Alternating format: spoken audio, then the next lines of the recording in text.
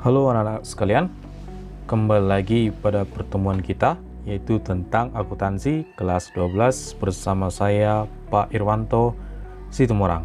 Oke, harapannya pertemuan pertama kita sudah dipaham ya, apa itu akuntansi. Oke, kita masuk materi selanjutnya, itu tentang prinsip-prinsip dasar akuntansi. Semua orang tentu punya prinsip dalam hidupnya. Kalau kamu, apa prinsipmu dalam hidupmu? Oke, panjangkan dalam hati ya, apa prinsip dalam hidupnya. Sama dengan akuntansi, punya beberapa prinsip. Apa-apa saja prinsipnya? Mari kita perhatikan. Di sini ada 10 prinsip akuntansi. Ada historis, pengakuan pendapatan, prinsip mencocokkan, prinsip konsistensi, prinsip pengungkapan secara lengkap, prinsip entitas ekonomi, prinsip periode akuntansi, prinsip satuan moneter, prinsip kesinambungan usaha, prinsip materialitas. Kita bahas satu persatu. Prinsip historis, yaitu prinsip ini mengharuskan setiap barang atau jasa dicatat berdasarkan semua biaya yang dikeluarkan untuk memperolehnya. Ketika kalian beli barang, jangan dihitung hanya barangnya saja, tapi prinsip ini mengharuskan setiap barang atau jasa dicatat berdasarkan semua biaya yang dikeluarkan untuk memperolehnya. Maksudnya, semua biaya yang dikeluarkan untuk mendapatkan barang tersebut. Contohnya, misalnya kamu beli televisi seharga 1 juta, kemudian biaya angkutnya sebesar 150.000.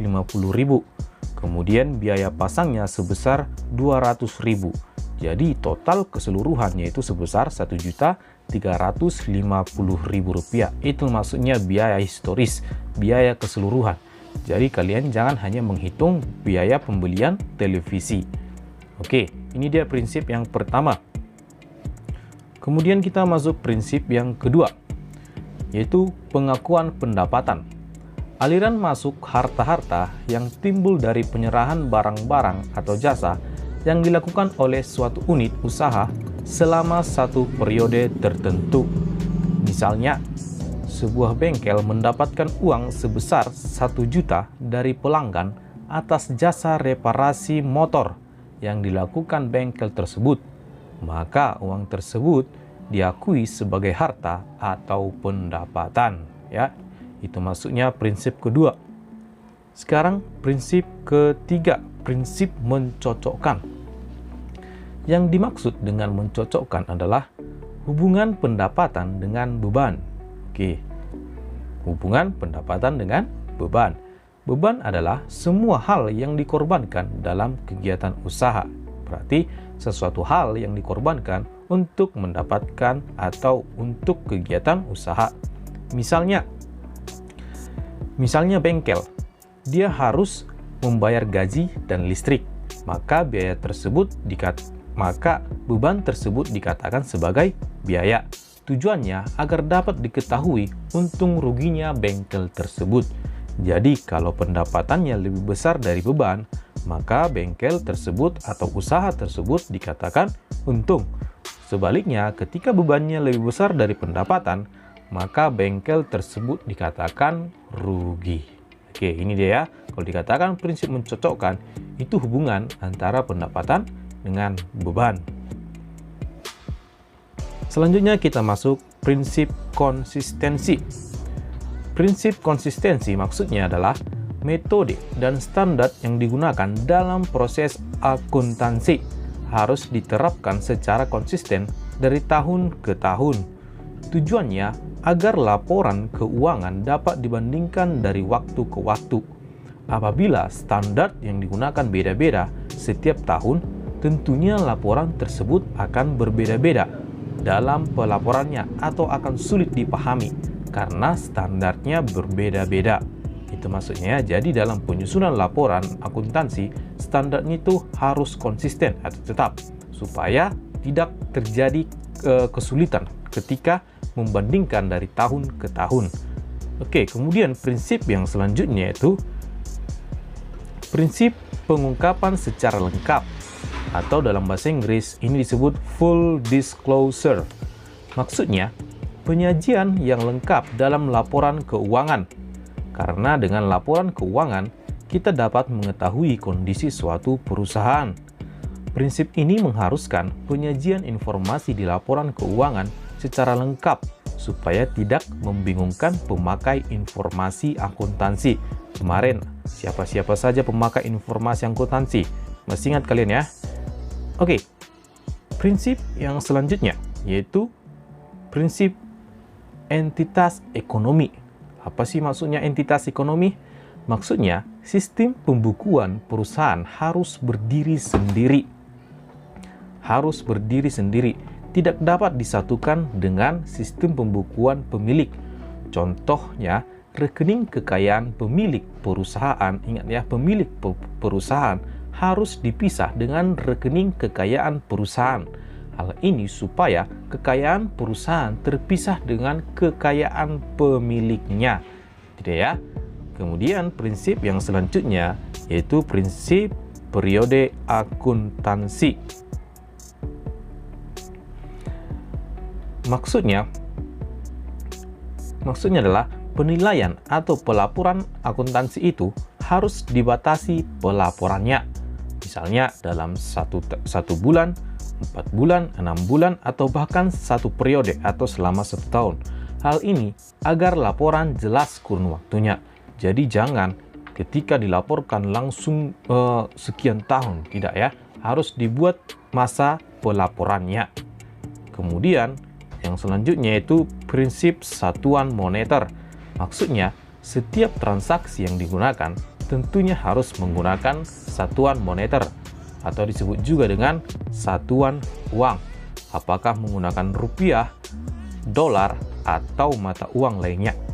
Semua pencatatan hanya bisa diukur dan dinilai dengan satuan uang. Apabila transaksi tersebut tidak memiliki satuan, maka transaksi tersebut tidak bisa dicatat. Oke. Prinsip selanjutnya adalah prinsip kesinambungan usaha. Tentunya dalam pendirian usaha diharapkan agar bisa berjalan terus-menerus dan berkembang. Dalam akuntansi, prinsip kesinambungan dalam usaha diharapkan berjalan terus-menerus, kecuali ada sesuatu yang membuat perusahaan tersebut harus tutup. Oke, ini dia prinsip yang ke-9 ya. Kemudian prinsip yang terakhir, yaitu prinsip materialitas. Maksudnya, seberapa besar informasi akuntansi terhadap para penggunanya yang dapat memengaruhi dalam mengambil keputusan. Prinsip ini mengakui adanya pengukuran pencatatan akuntansi secara material atau bernilai. Jadi, dalam penyajian informasi akuntansi harus mengandung nilai materialitas agar informasi jelas dan tepat sehingga dalam pengambilan keputusan tidak terjadi kesalahan. Oke, ini dia prinsip-prinsip akuntansi. Ada 10. Ingat ini ya, prinsip-prinsip akuntansi. Kemudian, kita masuk bidang-bidang akuntansi. Kalau bidang akuntansi itu ada 6. Kalau kalian pengen tahu lebih dalamnya nanti, ini ada di kuliah ya. Tapi di sini kita hanya membahas sekilasnya saja. Apa itu bidang-bidang dari akuntansi? Ada 6. Akuntansi keuangan, manajemen, biaya, perpajakan, anggaran, dan pemeriksaan. Kalau dikatakan pemeriksaan, ini sering disebut juga dengan auditing, ya, akuntansi auditing. Kita masuk yang pertama, yaitu akuntansi keuangan. Akuntansi keuangan berhubungan dengan pencatatan transaksi keuangan dan pelaporan perusahaan secara berkala. Kegiatannya dimulai dari tahap pencatatan, tahap pengiktisaran, dan tahap pelaporan keuangan. Oke, inilah dia akuntansi bidang keuangan. Kemudian kita masuk akuntansi manajemen. Bidang ini secara khusus membantu pihak internal perusahaan. Kemarin pihak internal itu terbagi atas 3, yaitu top, middle, dan lower pengguna informasi akuntansi dalam menentukan keputusan dalam bidang finansial. Kalau dikatakan finansial, tentu bidang keuangan. Laporan akuntansi yang diberikan harus real agar dalam mengambil keputusan bisa lebih baik. Oke, ini dia bidang yang kedua. Sekarang masuk bidang yang ketiga, yaitu akuntansi biaya. Bidang ini menekankan analisis, perencanaan, penetapan, dan pengendalian atas biaya produksi suatu barang. Akuntansi biaya biasa terdapat pada sebuah perusahaan industri. Dengan akuntansi biaya, kita dapat mengetahui efisiensi keuangan dalam kegiatan produksi barang di suatu perusahaan. Kegiatan produksi, apa itu maksudnya kegiatan produksi? Ya, oke, next. Kita masuk akuntansi perpajakan. Akuntansi perpajakan, bidang ini yang melakukan pencatatan keuangan yang berhubungan langsung dengan pajak. Apa kemarin pajak? Pajak adalah, buat nanti catatannya, tambahkan untuk mengulang kembali apa itu pajak. Yang berhubungan langsung dengan pajak yang berlaku di negara tersebut. Bidang ini sangat diperlukan untuk melihat besaran pajak perusahaan yang harus dibayarkan kepada pemerintah. Oke, masih semangat ya? Ayo. Sekarang kita masuk bidang yang selanjutnya, yaitu akuntansi anggaran. Akuntansi anggaran adalah bidang yang fokus pada penyusunan rencana keuangan perusahaan untuk jangka waktu tertentu di masa mendatang, dan juga sebagai mengontrol perencanaan anggaran tersebut. Inilah bidang akuntansi anggaran. Yang terakhir adalah akuntansi pemeriksaan atau disebut juga dengan auditing. Jadi orang yang bekerja di sini disebut sebagai auditor ya. Bidang ini fokus pada pemeriksaan laporan keuangan yang telah dibuat oleh perusahaan. Tujuannya adalah mengetahui kebenaran dari laporan keuangan, melihat adakah kejanggalan dalam laporan keuangan. Dengan demikian, laporan keuangan dapat terjaga dengan aman dan dapat dipertanggungjawabkan. Oke, inilah dia bidang-bidang akuntansi. Kalau kalian pengen tahu lebih dalam tentang bidang-bidang ini, silahkan masuk nantinya ke kuliah di akuntansi. Pasti menyenangkan ya, berhitung uang, dan uang. Oke, untuk pertemuan kita sampai di sini dulu. Kalau ada pertanyaan, silahkan menghubungi saya langsung. Ya. Tetap semangat dan fokus untuk belajarnya. Saya berharap kalian mendapatkan sesuatu hal dari pembelajaran kita hari ini. Akhir kata saya ucapkan terima kasih.